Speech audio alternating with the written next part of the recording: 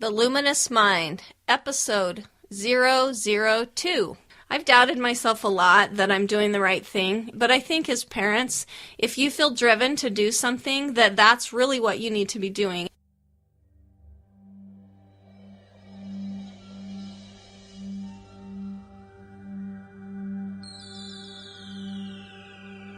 Benjamin Franklin once said, "Do not curse the darkness, rather light a candle instead."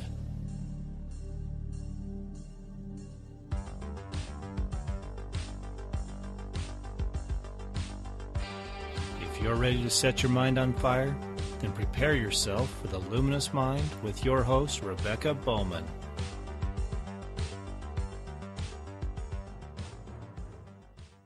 Welcome. Today I'm here with my two middle children. We have Jacob, who's 13. Hello. And Emily, who's 10. Hi. And they're going to spend the day interviewing their mom. One of the questions that we get a lot on the Luminous Mind is people are wondering, what kind of questions we're going to be asking and what the interview process is like for ordinary fire starters. And so I'm just going to kind of demonstrate that, and this will be a great way to learn more about the host. Jacob, do you want to start? So, can you briefly tell us about yourself, your family, hobbies, passions, profession? Sure. I talked about us backpacking and hiking. To tell a little bit about myself, I like to weightlift. I like to exercise. That's one of the things I love to do in the morning.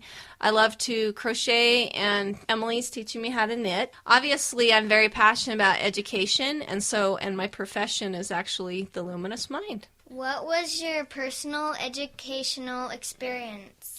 Well, like I said in the introduction, I was a public school kid. I enjoyed hanging out with my friends and going to school, kind of all the social things. I probably enjoyed the social part so much that I didn't spend a whole lot of time studying. So why did you choose to homeschool? Well, it was kind of an accident. I call myself the accidental homeschooler because it really wasn't something I intended to do. In fact, I was pretty happy with my educational journey as a child, and I wanted to stay kind of as normal as possible. Normal, I say with air quotes, because at the time I thought that being public schooled was like the cool thing to do, I guess.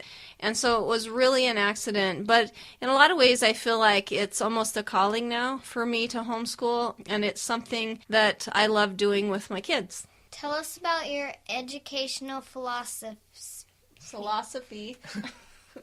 and curriculum. Let's see. So my educational philosophy, well, it's changed quite a bit over time, but the curriculum that we use, we actually been doing virtual schooling. We did 7 years with our state virtual charter school, and then now we've done, 3, almost 4 years with our district has a virtual charter school, and that's what we use. And the philosophy is, I don't know, what do you guys think the philosophy is? Drive. No, we try to have fun. How has your paradigm or educational philosophy changed over time and with experience? When we first started homeschooling, I was really nervous. I didn't want my kids to get behind in their education, and so I was a real big driver, and I apologized to Nick, who was our oldest, all the time because I was like pretty Nazi with the school and push him until he cried, and it was not pretty. And since I hadn't been doing anything with him, I think it was a shock for his system. And one time with that driver personality, Jacob, who was 4, and he learned to read early. You're not really saying a whole lot. He's actually quite a talker, but he learned to read early, and he would be down on the floor playing with his cars, and he'd be answering the questions, which was probably frustrating for Nick, but it did make me realize that even though he was moving and doing something besides just sitting there and sitting still and intently watching me, that he was learning. And so it kind of helped to loosen up a little bit. But now I've really taken the approach like you guys have to learn to love it yourself. And all I can really do is mentor you and help you when you have questions. But it's really got to come from a self-driven system from the personality. I do want to tell a funny story about Jacob. Back in my really, push drive to get the education done. Jacob wasn't sitting still and listening. He was the type that liked to jump off of his chair and do his alphabet. The movement was good for him. It allowed his mind to think better. He wasn't listening, and so I sent him to his room. And I said, "You're not going to do school today." And he shoves a note a little while later under the door, and I still have it to this day. And it said, "I'm going to do school no matter what you say." And so he's always had a real funny, likes to be challenged, likes to push the envelope personality. What was the best advice you've ever received? That's a tough question. I've received a lot of great advice from different friends over the years. But probably the best advice that I ever received was reading out of a book. Like I said, Nick wasn't really excited about school and didn't like reading. And that really was stressful to me, that I needed to be pushing him to read. And I think I read out of some homeschooling book, and I can't even remember, that some kids it takes a little longer, and just to be patient. And I think that's probably the best advice I've received about homeschooling. Okay, so what do you think about socialization? What do you do to be socialized? What do we do to be socialized? I think nowadays, socialization is a crock, personally. I used to think socialization was very important, and that was one thing that I was kind of freaked out about because I didn't want my kids to be weird. But over the years, I've really noticed that one of the cool things about homeschooling is that you're allowed to interact with a lot of people that range in age, really old to really young. And I think that's really the true meaning of socialization. And of course, we have our kids in a lot of different activities. They do scouting, they do ballet, we belong to iFamily, which does all kinds of great activities. But I think the best way to socialize your kids is to be a good mentor. If you want outgoing children who are talkative to whoever, you just need to get out and you need to talk to people. And then they see your example. I went to public school, like I said, and there were weird kids in public school that weren't talkative or they were just into science. And I've really decided that a lot of who a child is comes from their family. And no matter how hard you try to socialize somebody, they come with their own desires. If they're introvert or extrovert, they are those type of people, and we have to just embrace that and love that about each other. What do you say the biggest obstacles you face? The biggest obstacle that I think I've ever faced is my own self-doubt. I've doubted myself a lot that I'm doing the right thing, but I think as parents, if you feel driven to do something, that's really what you need to be doing. And I think you can feel discouraged about it no matter if you sent your kids to public school, if they were in a charter school, if I homeschooled. But obviously that's the direction that my life was meant to go and our life was meant to go. And I think the biggest obstacle I face is my own self-doubt. I think that kind of goes well with our next question. Share with us what you've learned from the obstacles you've had. So sometimes I used to think that when my kids were challenged about being homeschooled, because you guys are tested everywhere, right? I mean, at 8 years old, Jacob comes home from primary, from church, and one of his teachers had, at 8, like, which college are you going to? And, really, drilled him. And I used to think that was going to really affect our kids negatively. But if they have to stand up for things that they believe, Jacob's probably the biggest advocate for homeschooling in our family, and he has the strongest opinions about it, although he's not ever saying anything right now. But he does have strong opinions. You like being homeschooled, right? Yeah, I like it. Okay, so we're going to Let's take a break. If you would like to see your business grow, then contact us at the Luminous Mind for advertising space on the luminousmind.net or on the podcast, the Luminous Mind Podcast.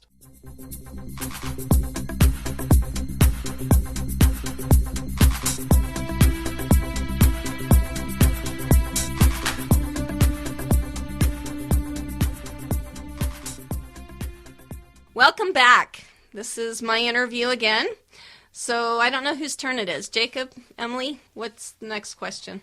What do you do to combat discouragement and bad days? Like I said, I get discouragement's probably my biggest problem, the obstacle that I have.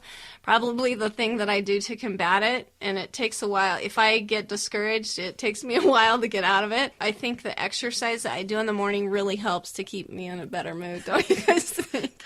I'd have to agree on that, yeah. Yeah. Okay, next one. What are the successes that you have seen? I think the biggest success that I've seen with the educational choice that we've made is the fact that you guys drive your own education. I'm really proud that my kids love learning still. They come home from church and sometimes they're like, yeah, nobody likes to go to school. And I think that's really sad, but I'm glad that they recognize how fun school is and that they like to learn. And I really hope that they all continue to be lifelong learners. Share with us some personal habits that help you successful. Some personal habits that help to make me successful are probably, I'm a pretty scheduled person. I like structure. Do you have some comments on that? Yeah, she likes everything Just perfect. So. Yeah. But so I have a schedule for us in the morning, and I'm pretty strict about that. And so I think that makes me successful. The fact that, like I said, I try to do stuff for myself. When you're a homeschooling mom, sometimes we forget about ourselves. You can't help others when there's nothing to give. And so I'm pretty selfish with my time in the morning. I like my own study time, my own like meditation and spiritual time. And then I like my evenings quiet. After 8, even though they're teens, I really like the quiet time for my brain to calm down. Definitely. Mm-hmm. Okay, what's the next question, guys? How has your family benefited the most from homeschooling? Maybe I'll have you guys answer, but I feel like the way that we've benefited the most is that we all learn together. And that I don't think that my kids see anybody as the absolute authority in something. I'm hoping they feel like they can learn from anyone. I really admired about my father is that he would look at what other people did and he would really learn from them and take what they did and then invent something new of his own. And I think we're closer. Do you think we're closer? Yeah. Yep. Uh-huh. And that maybe working together has helped, having to work together has helped make us closer. What is the one thing you are doing with your family you're most excited about? Probably the thing that I'm most excited about with our family is the prospect of we want to take our education to learning on the job, right, guys? Yeah. Lots of travel. That's probably the thing that I think I'm most excited about. Also, iFamily, and to be part of a co-op where we have a vested interest. I think I'm pretty excited about that, too. What are your lifelong term goals, and family? Long-term goals for myself is to hopefully grow the Luminous Mind and help other people, to help people really just catch on fire. It was a huge paradigm shift for me to homeschool, and I want to help make that just really click for some people. And then long-term goals for our family, like I said, we want to travel. We want to do more school on the go and really see the world, because I think that when you're able to see the world, you can learn a lot more, and you have a better understanding and empathy for other people. About the learning from the world, she actually told us about a thing called world schooling. Is that right? Mm-hmm. World schooling, where you actually travel around to different countries and you learn about the country while you're there. So what's the next question? What advice or encouragement would you give someone just starting out? To stick with it. I said in my intro, I'm a big believer in consistency, and there was a lot of times that I wanted to give up. You don't know how many days the little yellow school bus comes by, and especially if I was really tired that morning, that I'd look at that and like, oh, I just want to put them on it. And I threatened you guys some to ride that, that school bus. But to just stick with it, sometimes, like, especially when they're really young, it's hard. But then the older they get, if you stick with the homeschooling, like I said, they put the education on their shoulders. And that is such a great thing to do. And I think if you just help teach a child to read, and then you just enjoy reading with them and just stick with it, you're going to see benefits that are just exponential. Okay, do you have a favorite book or resource that you want to share? Well, I brought up two of them. First of all, like I said, we virtual school. The first book is called Virtual Schooling, A Guide to Optimizing Your Child's Education. It's by Elizabeth Cannon and Lisa Giles. I think it's Canna. And Lisa Giles. I think with the internet anymore, sometimes I laugh and wonder why people even bother sending their kids to school, because everything that you can learn is on YouTube, taught almost by an expert teacher, although I don't believe in experts. I think that, like I said, a lot of the learning has to come from a self-driven attitude. So really take advantage of those online resources. And then another resource is just a parenting guide, and that's Love and Logic. I'm a big believer in Love and Logic. It's a much different parenting philosophy than I was raised with, and I really recommend checking out their website and reading their books, because I think the way you answer your children and use more empathy creates a better attitude in the home. How would you like to see the world change in the future? How would I like to see the world change in the future? I would like to see more parents feel empowered to be part of their children's education. Sometimes I think with public education, we take on an entitled attitude. That education's just there. And in fact, even though it may be free, I use that word with air quotes again, because it's not free. It's actually very expensive. Even though education may be free, it's really not free if you're not willing to learn. I heard a quote the other day that said, you don't have to ban books, you just have to get people to stop reading them. And I feel like that's where our society is headed, where if we don't start taking education on for our own, it's our job to educate ourselves. It's not a teacher, it's not anybody else, it's our job. It's our job as parents to make sure our children are educated and to teach them ourselves, and I really want to work to change that paradigm and to empower parents.